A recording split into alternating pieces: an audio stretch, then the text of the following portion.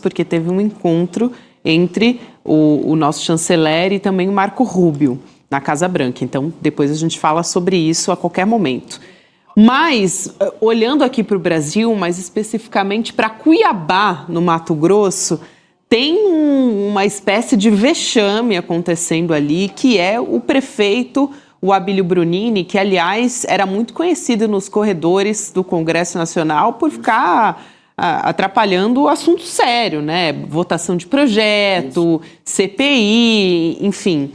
Ele foi obrigado a dar o braço a torcer agora e pedir ajuda para o governo Lula. Ele está considerando até decretar calamidade financeira pela segunda vez em 10 meses, desde que ele está à frente da prefeitura lá de Cuiabá. Então, a gente preparou aqui para mostrar um pouco a diferença das falas dele, do Abílio. Isso no intervalo de um mês, tá, gente? Então a gente está vendo aqui na tela, mas para quem me ouve, o Abílio Brunini disse no dia 18 de setembro de 2025, o município de Cuiabá, enquanto eu estiver na frente da prefeitura, não se senta com o pessoal da esquerda, porque a gente não gosta de sentar com mentiroso. Isso foi dia 18 de setembro. No dia 9 de outubro, não deu nem um mês, na verdade, ele disse o seguinte, semana passada, então: quanto ao governo federal, nós temos diversas pessoas articulando para buscar projetos e tudo mais. Nós protocolamos pedidos do novo PAC em todos os processos.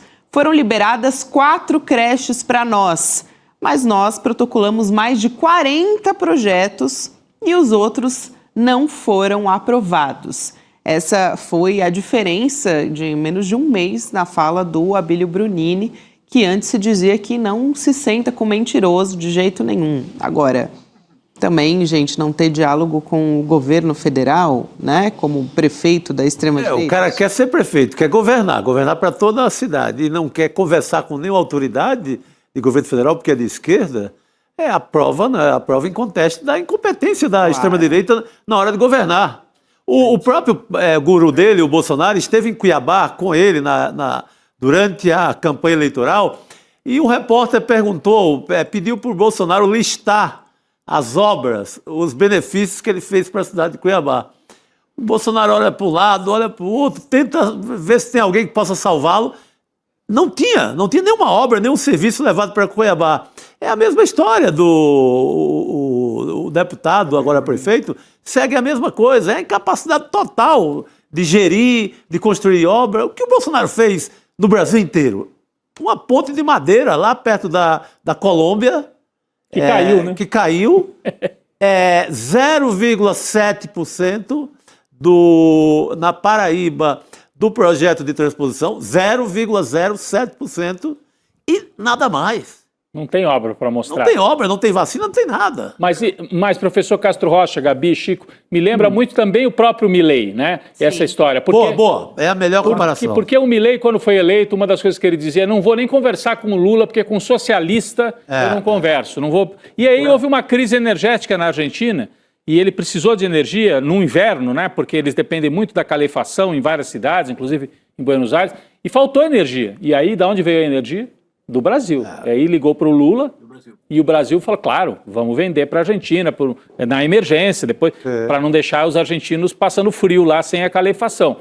Então, é muito diferente você fazer agitação na rede social e você governar. Essa geração dos TikTokers, né, que está aí na Câmara, está atrapalhando muito, está fazendo muito. Agora, como é que é na hora de governar? Talvez alguns até aprendam. Não quer dizer que um ou outro não pode depois virar aí e fazer uma administração razoável, perceber que não é só o TikTok. Tem o tal do prefeito de Sorocaba, né, que é cotado até para candidato a governador. Ele é um TikToker, mas esse aí tenta governar também. Ele faz as duas coisas. Mas esse Abílio Brunini, já dava para perceber, né, professor Castro Rocha, pelo que ele fazia na Câmara, vídeos lamentáveis. É o Nicolas, é o mesmo estilo do Nicolas, só que é lá em Cuiabá. É isso.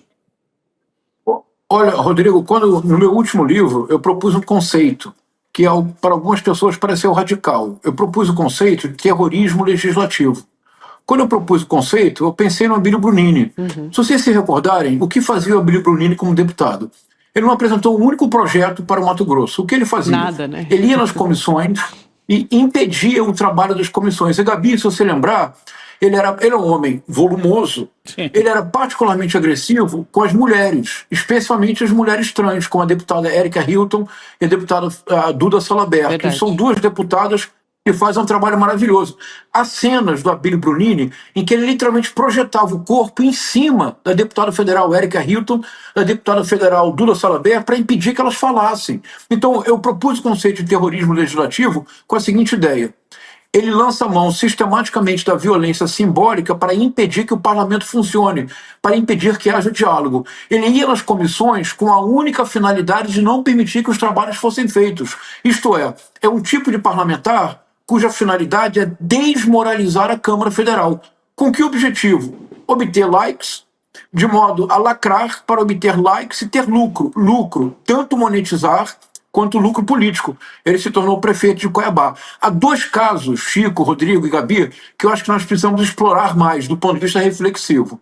É o Abílio Brunini como um paroxismo, como um exemplo máximo, mas o governador Tarcísio de Freitas. Em ambos os casos, o que de fato ocorre é uma grande capacidade de produzir ruído nas redes sociais por parte do governador Tarcísio de Freitas, é uma extraordinária blindagem da mídia corporativa, mas se você vai ver efetivamente realizações, é desastre. Por exemplo, Abílio Brunini conseguiu em 10 meses ter 2 decretos de calamidade financeira, é um recorde absoluto. Veja, o Rio de Janeiro teve um político de enorme correção, de grande honestidade, um quadro muito importante, o Roberto Saturnino Braga. Vocês se recordam que quando ele foi prefeito do Rio de Janeiro, ele foi obrigado a decretar falência do Rio de Janeiro? Você se recorda disso, Chico, Rodrigo? Sim. A carreira do Saturnino Braga, a carreira política, acabou. Porque, com muita honestidade, ele decretou falência. Mas ele era o prefeito, ele decretou no final do mandato. Não há como você desligar a decretação da falência do Estado de um nível qualquer de incompetência administrativa. E o Roberto Saturnino Braga era um grande quadro, um homem de grande valor.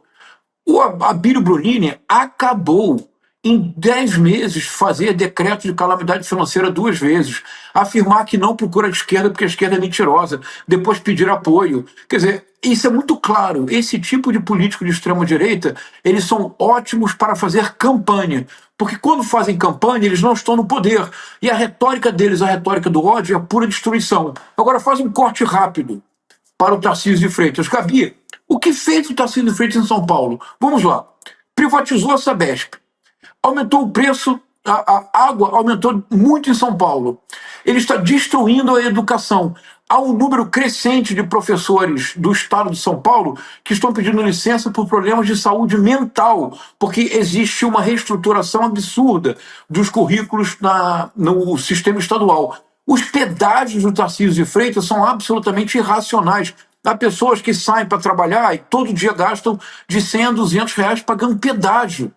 Em ambos os casos, são governos cujo único projeto é sucatear o Estado para privatizar o que puder.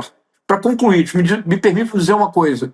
Vamos ficar de olhos muito abertos, porque o Abílio Brunini pode estar querendo retirar o Estado das funções sociais no neoliberalismo predador e utilizar a justificativa do decreto de falência do Estado para retirar progressivamente o Estado de funções sociais. Nesse sentido, se isso acontecer, ele estará rompendo com um critério básico de responsabilidade fiscal, que é o mínimo necessário para educação, saúde e cultura. Se isso acontecer, o Abílio Brunini deve sofrer impeachment antes de terminar o mandato. Porque para pessoas como Abílio Brunini, só há uma solução, é o judiciário.